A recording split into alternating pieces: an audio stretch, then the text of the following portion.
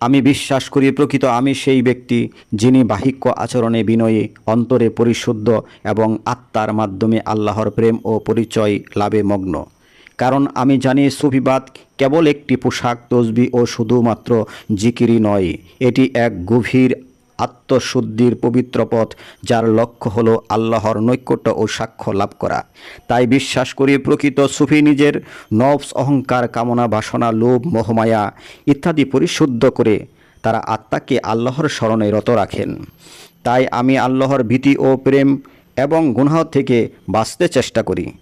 তাছাড়া আল্লাহর প্রতি অপরিসীম ভালোবাসাও পোষণ করি। রিয়াকারি থেকে মুক্ত থাকি।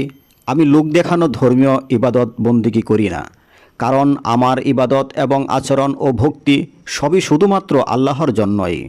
এটা জানি যে মুর্শিদের নিকট প্রশিক্ষিত প্রকৃত সুফি সাধারণ কোনো সত্যিকার পীর বা মুর্শিদের তত্ত্বাবধানে আত্মিক উন্নতি লাভ করে, তাই নিজের খেয়াল খুশিমতো সুফিবাদ হওয়া কোনোদিনই সম্ভব নয়। তাই বলতে চাই, খালেস অন্তর ও নম্র আচরণ মুখে নয়, আচরণে তার চরিত্র ফুটে ওঠে।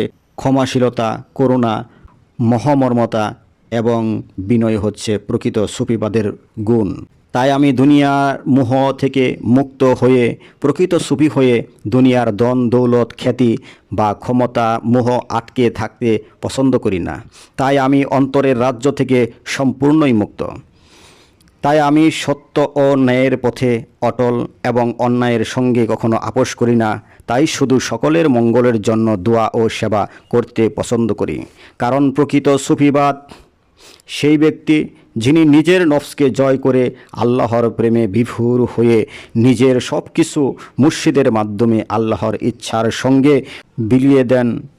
তিনি আত্মমগ্ন, সদা বিনয়ী এবং আল্লাহর নূর ও রহমতের বাহক, যাহার সত্য প্রমাণ হচ্ছে বাবা সৈয়দ কালু শাহ ফকির আল উলবি কাদরি, যাহার সত্য প্রমাণ হচ্ছে বাবা সৈয়দ নেদু শাহ ফকির, যাহার সত্য প্রমাণ হচ্ছে বাবা সৈয়দ গফুর শাহ আল উলবি কাদরি, যাহার সত্য প্রমাণ হচ্ছে দাদা সৈয়দ আজহার শাহ আল উলবি কাদরি, যাহার সত্য প্রকাশিত নাম হচ্ছে বাবা মির্জাপুরী সৈয়দ নজরুল আল উলবি কাদরি।